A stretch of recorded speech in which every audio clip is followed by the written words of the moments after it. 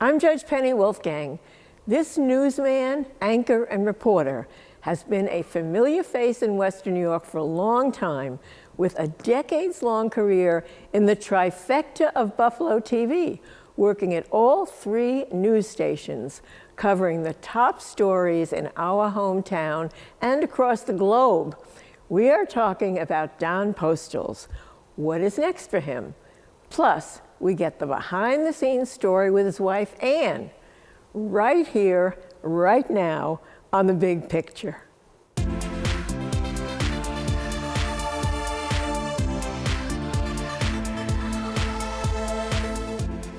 Hello, everyone, and welcome to the program. For decades, Don Postles has been coming into our homes delivering the news. He's been at the forefront of every major story, both here in Western New York and across the world. In December 2024, Don took off his microphone for the final time and left the anchor desk. But what is he going to do now? He is here to tell us and reflect on his Hall of Fame career. Welcome, Don. Judge Penny, thank you so much for having me. It's a pleasure to be here. I'm so excited, and it's so much fun to see you because we've been friends for a long time. I think forever, so this is really special for me. Don, you are from the Rochester area, which I just found out. I don't know why. I should have realized that you weren't from here, because very few people are really from here, but people start to think they are after we've been here forever, like you and I. So how did you get started in the business?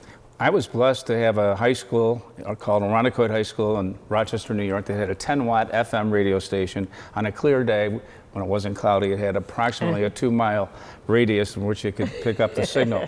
And what happened was I was on the lacrosse team and I got hurt, and the guys in the radio station were broadcasting the lacrosse game and asked me to come up into the booth to be the color man. And I did it, and then the following year, I was the sports director of the radio station. So I went to American University in Washington, D.C. to become a sportscaster. But I was blessed with the professor of the broadcast journalism, was a guy by the name of Ed Bliss.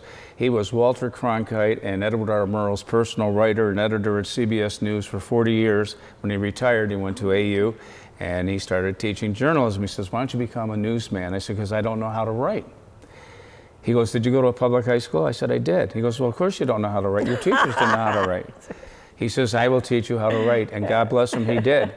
And he wrote the book, Writing News for Broadcast, and I learned a lot from him. All right, but now you're writing and you're behind the scenes, so there had to be a step that got you in front of the camera. How'd that happen? He took 4 of us to New York City to CBS News, the network. We watched Walter Cronkite. The day was May 2nd, 1973. We watched Walter Cronkite do the news, and after Cronkite got done, he talked to us and he left a script on the set. And when no one was looking, I got on the desk and I took the script and I started reading it. And unbeknownst to me, Walter Cronkite was behind me watching me do this. And he says, "You're trying the shoes on for size?" And I said, "They're a little too big right now, but maybe someday." Working my way up. I never heard any of this. That is so amazing. The Walter Cronkite. All right, now you're reading a script, but you're not in Buffalo. You're in Rochester or I was in Washington, D.C. at American U, where I worked in the ABC News Washington Bureau during Watergate. And I covered, I was a cameraman on Issues and Answers on Sunday mornings with Sam Donaldson. In 1972, candidates were running for president. So we had George Wallace in there, and we had the governor of Texas, and all kinds of candidates were coming through. And I had an opportunity, when the show was over, to ask them questions. And I worked with Sam Donaldson back then and Ted Koppel on Nightline. I can't believe that you knew these people. Can you? I mean, you're going to write a book, aren't you? Well, I went to Tim Russerd's funeral, and it was very moving, and I saw this woman. I looked at her, and I turned to my cameraman from Buffalo. I said, "Who is that lady? I know her." And he says, "I have no clue." And my mental Rolodex was turning and turning and turning, and I said, "It's Ethel Kennedy." "Ethel, I'm from Buffalo." She came right over to me. I held her hand, and she looked in the camera and said, "We want to thank you, Buffalo, for giving us Tim Russerd." Yeah, that's touching. Yeah. Yeah. I knew him too, so everybody, I just get a lump in my throat thinking about him. We've got you in Washington, and all of a sudden now somehow you end up in Buffalo? How did that happen? We were advised by the professors at American University to apply for jobs in small markets like Bangor, Maine, Mobile, Alabama, what have you. So I applied to the 3 O&Os in Philadelphia, Washington, D.C., and New York City and Chicago. And I got all these letters of rejection. I still have them. And I was going up to see my girlfriend, who's now my wife, and she lived in Connecticut. On the way up, I stopped at the 3 stations in Philadelphia. The 3rd-rated station, the news director wouldn't come out to see me. The 2nd-rated station, he came out to see me. He said, I can't hire you right out of college. You know, we're the 4th market. And at the number 1 station, which was the Cap City station, WPVI, the news director came out, and he said, you know what? Let me wave your flag for you. Let me see what I can find out. And I said, really? Or are you just giving me lip service? He goes, call me in a week or 2 if you don't hear anything. The next day, when I got back to D.C., the phone rang. It was from Ed Hart, and I got offered a job in Dayton, Ohio as the weekend anchorman. That's how it started. And the chief photographer said, you'll never have to look for a job again. If you're any good, the competition will see to it that you get out of town.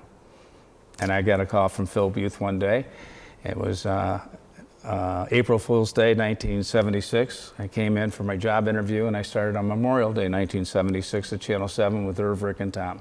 And it was not an April Fool, it was for real. It was for real. All right, you mentioned the magic names, so you actually got to work with the 3 most, Irv, Rick, and Tom. Right, so let's talk about what it was like to work with Irv, because he's the one, I guess, that had the biggest impact, not only on your life, but on our viewers.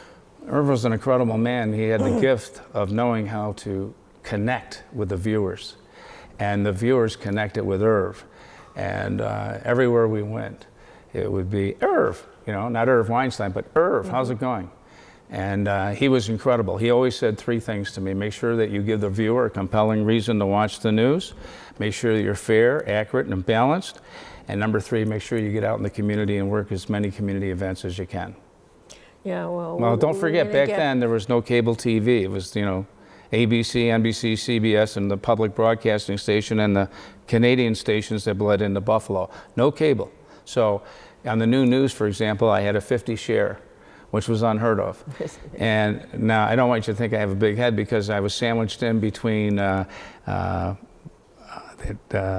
of the game shows and then the number 1 soap opera after. Oh, right. So good lead-in. The joke, yeah, I had a good lead-in. The joke was that we could put the gorilla from the Buffalo Zoo on. He could get a 50 share too, you know. But it was very good. In 1979, I got promoted with Irv to anchor the 6 and 11 o'clock news.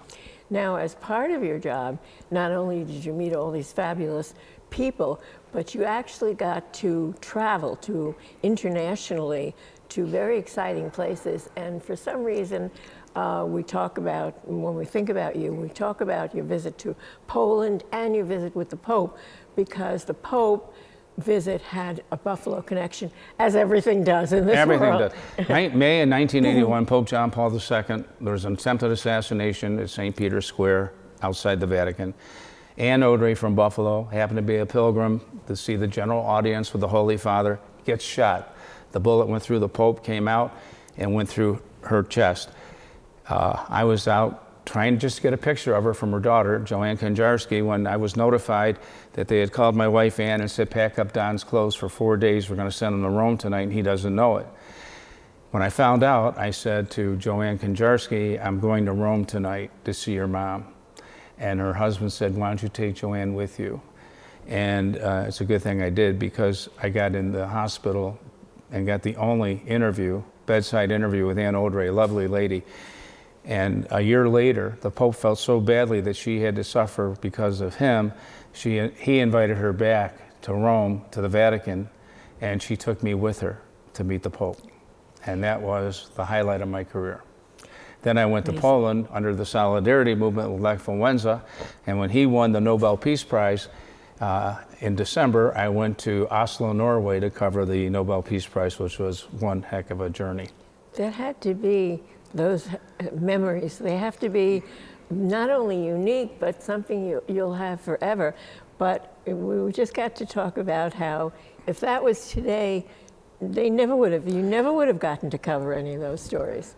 Local TV stations, as the business is changing, don't want to spend the money. Back then, we had such a commitment to community service and a commitment to the big stories that would affect the people. We'd go anywhere in the world. I went with Dr. Jeffrey Mileman, the Hope for Tomorrow Foundation, to Tanzania, and with a group of doctors, and the number of people lining up, queuing up, hoping to get a procedure done by these doctors.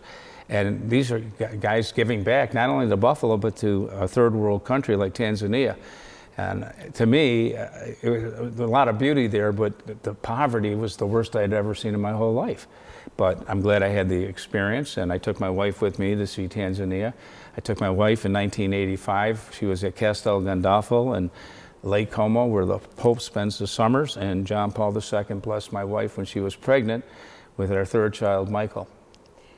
That's amazing stories. Also, you've been part of probably the biggest, most important local stories that happened in our lifetime. Basically, what stands out in your mind locally that you... Well, going back to my early days, Love Canal and Lois Gibbs. And 33 days straight I spent at the Love Canal trying to get a handle on what is the Love Canal, how are these chemicals from Hooker Chemical buried here, how are they leaching into these homes. All these people were sharing each other's medical problems, and then all of a sudden you saw a pattern. And finally, Jimmy Carter declared it a federal disaster, and it was the beginning of the EPA setting up the Superfund, and all those people were relocated. Don't forget the blizzard of '77. That was my first winter here. In '75, I think we had an ice storm. For 2 weeks, the area was without power, and on my job interview, I asked about the winter weather, and they said, it's a fluke when we get a bad one. And old man Winter rolled out the red carpet for me with the blizzard of '77. In those days, we had speed phones in the newsroom, Penny, and in '01, I could call the mayor, Stan Mikowski. And I called the mayor, and I said, activate the National Guard. He says, well, how do I do that? And I said, I'll tell you right now, you don't do it. You have to call Governor Hugh Carey. He'll activate it. He goes, I can't afford it. I said, it won't cost you a dime. The state will pick up the tab. And they activated the National Guard. And I saw Hugh Carey at the Friendly Sons of St. Patrick in New York City, and I thanked him for declaring us a disaster area back then. Yeah, that's amazing that the mayor asked you how to do it, which is... He was a good guy. Yeah. He was a great man. Yeah, you've but seen political careers can be made or broken in Buffalo, New York by blizzards. Yeah, that's what we're In 1985, we had a blizzard. I took a snowmobile over to the Broadway Barns. Much to my surprise, Jimmy Griffin, the mayor, was there. He personally was telling which drivers of the snowplows were to go. He wanted all the hospitals to be plowed out first, so and the routes to the hospital, so we had emergency services available. And that was the famous quote. He says, I want everyone to stay home until we get it cleared out. Just grab a six-pack and stay inside till we get the city plowed out. It did become famous, I guess, because it's sort of like just a down-to-earth as Buffalonians it's are. Buffalo. And as he was, Yeah. That's really, That's it's Buffalo. not sophisticated. It's just something somebody would say. We talked about Irv. You also got to co-anchor with, you've been in the trifecta, they call it, of all three stations. I got the hat trick. You got the hat trick. That only would apply here to people in Buffalo. I mean, was it like, was it difficult going from one to the other? Was it similar? Were there similarities? Were there differences? I will always consider Channel 7, those 11 years with Irv, Rick, and Tom, and I was so young and I was being molded into the business as a gift from God to me. But at Channel 2, I was teamed up with Allison Rosati, who today is a prime anchor in Chicago, the third largest market. She's doing wonderful. She was great to work with. And when she left, Lori Lasowski came in, who was fabulous, a wonderful co-anchor. Loved working with Lori. Still friends with her and her husband, Ken Fry, today. But when I went over to Channel 4, they were number 2 in the ratings, and they teamed me up with Carol Jason, who's a princess. She's a lovely writer. She's bright. She's got a wonderful disposition. And they wanted, Carol and I, we did the noon and the 6. We made them both number 1. And after that, they wanted us to do the 5, 6, and 11. I didn't think Carol would do it because I know she had 2 girls at home and she didn't want to work nights. But they made it attractive for both of us to go on the night shift. We did. We made them number 1. And it was the most rewarding experience with her to make Channel 4, News 4 Buffalo #1. It was a wonderful, wonderful period. We could just see the ratings going like this, and it's a great feeling. Yeah, that has to be very rewarding. And of course, you ended up your career with the wonderful one and only Jackie Walker, who we had a chance to talk to. Jackie stepped right in when Carol left, and we didn't skip a beat. Yeah. That's She's a very hard-working girl, Jackie. Oh, I know you've been through all of this and you've had this wonderful career. Jackie and I were on that night when Flight 3407 went down. It was 5 minutes to 11. We sent Lisa Flynn out. We thought it was a Piper Cub, a small plane. We sent it to Lisa, and she says, Don, it's a commercial flight, continental flight with 49 people on board. And I turned to Jackie and I said, we're going to be here all night. And we were until 8 o'clock in the morning. At 3 o'clock in the morning, the manifest came in, and we started seeing the names of the victims. And we both knew people on the flight. Yeah, that was amazing. I get choked up talking about it, but what a night. Okay, now, as I started to say, we've done all this, you've seen everything, you've done everything. Just give us a hint, what's next? I don't know what's next. You sound like my wife. What are you going to do now? Oh, I'm going to enjoy the holidays, get through, we got through Christmas, now get through the New Year. I've had a couple opportunities presented to me. Some are very interesting. Politics, I said no to. They wanted me to run for office. I said no. I've had an opportunity in the private sector. I'm weighing my possibilities. I'm not going to just sit around and say, well, I earn these days off. That's not the way I work. I'm always a go-getter. No, that's what happens when you're worked as hard as you have it's hard to give it up and it's hard to do nothing. Phil Buse said to me this past summer, he goes, I never worked a day in my life. Every day was great going in there and being in the TV business, and it was so much fun and excitement. I mean, you think about it when the Variety Club Telethon, when Burt Reynolds and Goldie Hawn were here in 1982 shooting Best Friends. I was sent to Children's Hospital on a Sunday morning with Goldie Hawn. And we were in the neonatal. Yeah, Goldie Hawn, she's fabulous. And it turns out my daughter went to law school at Georgetown, and one of her classmates was Kurt Russell's son. And at the graduation ceremony, which is at Union Station in black tie, Goldie Hawn's there, and I said, oh, I'm going to go say hello. And my daughter said, Dad, whatever you do, don't embarrass me. And I said, Goldie, I'm Don Postles from Buffalo. I was with you when you shot Best Friends with Burt Reynolds. And on a Sunday morning, we went through the Children's Hospital emergency room in the NICO. Premature babies were born. She goes, Don, I remember that day as though it was yesterday. I said, she held this little baby in the palm of her hand. I knew she wouldn't forget it. And my daughter was surprised. She said, Dad, you never told me that you knew Goldie Hawn. And I said, I only spent one morning with her, but it was a great one. Yeah. Well, our kids never appreciate all that we've been through. You know that. Well, I don't think you appreciate everything your parents went through, too.